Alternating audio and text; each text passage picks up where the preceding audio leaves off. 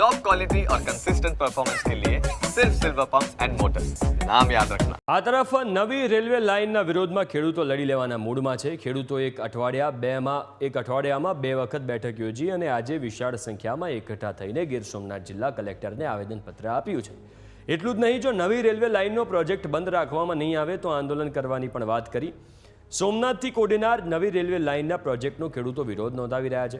આ પ્રોજેક્ટના કારણે ગીર સોમનાથ જિલ્લાના કોડીનાર, સૂત્રાપાડા અને વેરાવળ તાલુકાના હજારો ખેડૂતો જમીન વિહોણા થશે તેવો ખેડૂતોને ભય છે।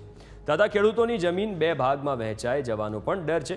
ત્યારે ગીર સોમનાથ જિલ્લાના ખેડૂતો એક જ માંગ કરી રહ્યા છે કે આ પ્રોજેક્ટ રદ કરીને જૂની રેલવે લાઇન તાલાળા કોડીનારને મીટર ગેજમાં કન્વર્ટ કરવામાં આવે। અનાસા ને બાદલપરા જે અમુક ગામ છે એ ડૂબમાં આવે છે, રેલવે ટ્રેક બનશે એટલે કાયમી માટે ડૂબમાં રહેવાના છે ને જે ફળદ્રુપ જમીન છે એ બધીમાં જવાની છે। ને ઘણા સમયથી અમે વિરોધ આનું કરીએ છીએ, કરતા રહીશું।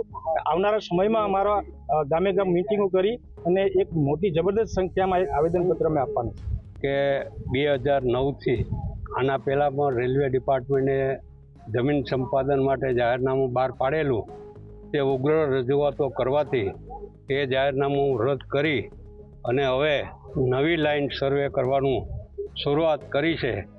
એના લીધે રવિવારે 2,500 ખેડૂતો ભેગા થઈ અને નક્કી કર્યું કે ભાઈ આ રેલવે લાઇનનું સર્વે ન થવું જોઈએ।